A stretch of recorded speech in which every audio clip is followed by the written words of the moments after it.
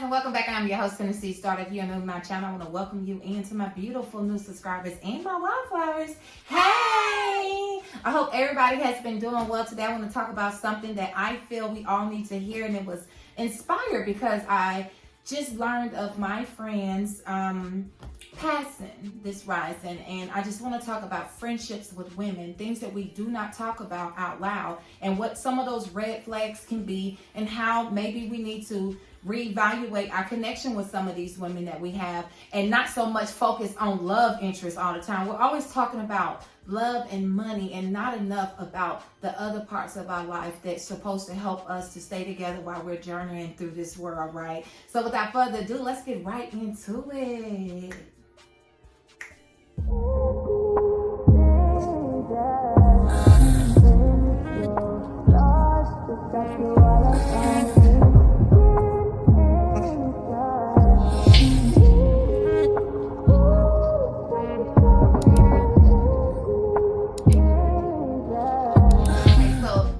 Know that I am old enough to have met so many beautiful people in this world and so many traveling spirits as well. Okay, so I'm not even going to shy away from the truth, and that is I've met both good and bad people in this world, and I tend to, in this later stage in my life, want to gravitate towards building healthy connections with people. And so a lot of us have always looked out for red flags when it came to romantic interest, and we're not necessarily evaluating our friendships with women or men, depending on if you're a man listening to this, in the same aspect as we do when it comes to pursuing love interest, right? So some of those things that I've experienced in my life have been women that have been friends with other women who may have an issue with me that I'm unaware of, because this is something that I dealt with before.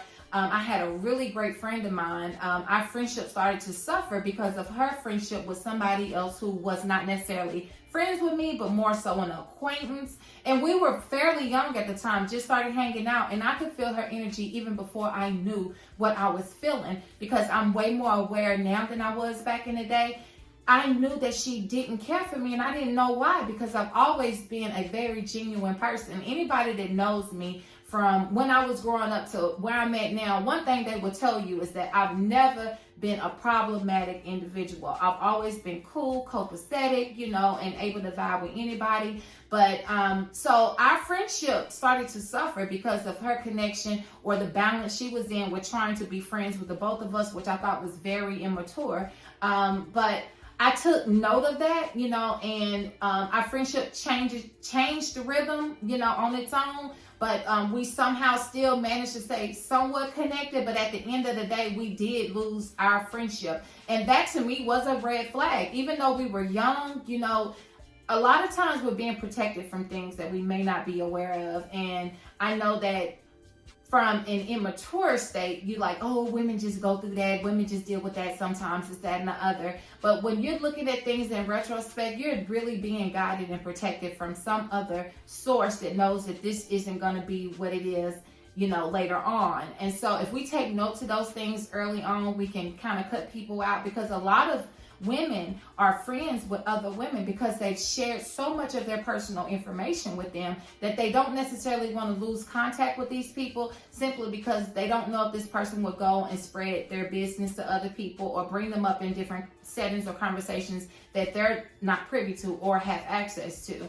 And so I can understand the concern there, but at the end of the day, if you can't say whatever it is that you shared twice in the event somebody were to say something out loud, then maybe you shouldn't have shared it all together, and something else is this, I've been friends with people that I'm no longer friends with in my later years of life, but there's certain things that I would never say, or if I did say it out loud, I wouldn't put a name on it. I wouldn't put, it could be anybody that I'm talking about, only me and that person. If one of y'all ever view my videos while I'm doing my story times or sharing information with my wildflowers, just know that I ain't say your name. Don't nobody know but me and you. Okay, so unless you put your name on it, then that's just what it is. But I do believe in authenticity and being transparent to a degree. And same thing with men. I won't say a man's name out loud. I'll talk about a situation, but unless that person decides to come out of the dark and air their own stuff out, it just is what it is. But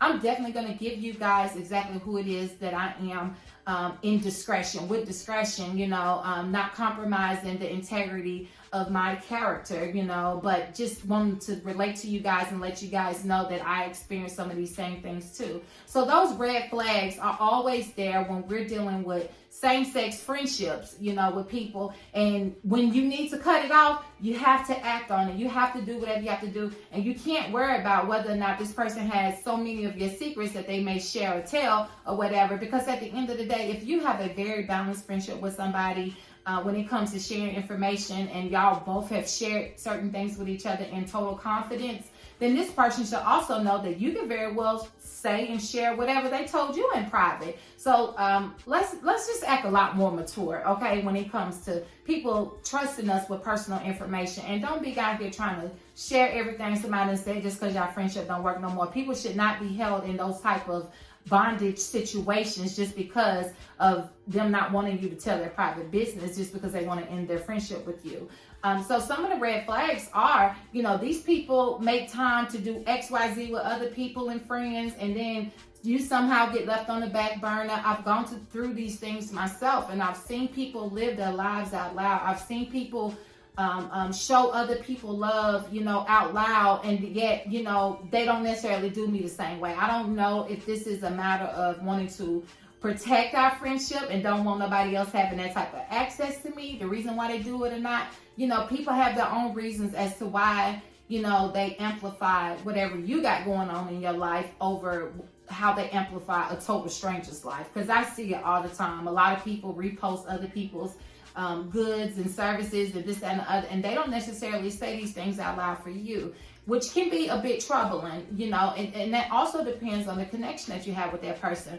But when we're talking about close-knit friendships, when this is your friend and y'all hang out and y'all share secrets and this and the other, if this person isn't handling you properly, then you need to find a way to either address it and move forward productively, or find a way to not have that friendship with that person anymore. Because right now we don't have time to be sitting here playing with people. We are running out of our life force. Every day that we are gifted is a step closer to the grave. And if you're not in connection with people who are amplifying your existence, then you need to reconsider those connections.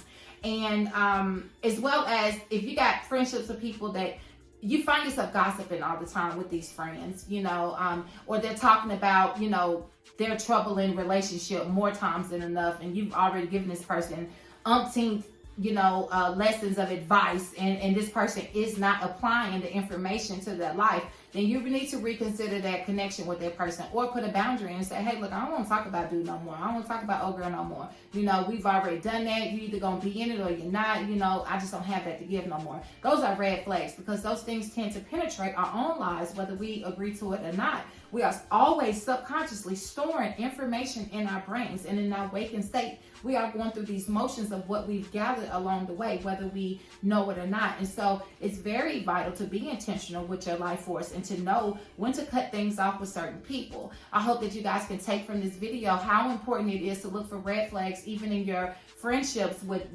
same-sex people, whether it's your homegirl or your homeboy, if men are watching this video, take account of that. Look for those red flags, because you might not need to take these people to the next level. This may not be what it is that it needs to be for you going forward, and it could also be hindering you from experiencing that next amazing great thing that is set to happen to you once you discard a certain or said individuals. So please take from this video how important it is to have intentional and healthy connections with our friends as we continue to elevate in this lifetime. Until my next video, I hope that you guys are taking care of yourselves and loving on each other as you should, Until the next video, I'll see you guys then. Have a great week, guys. Mwah.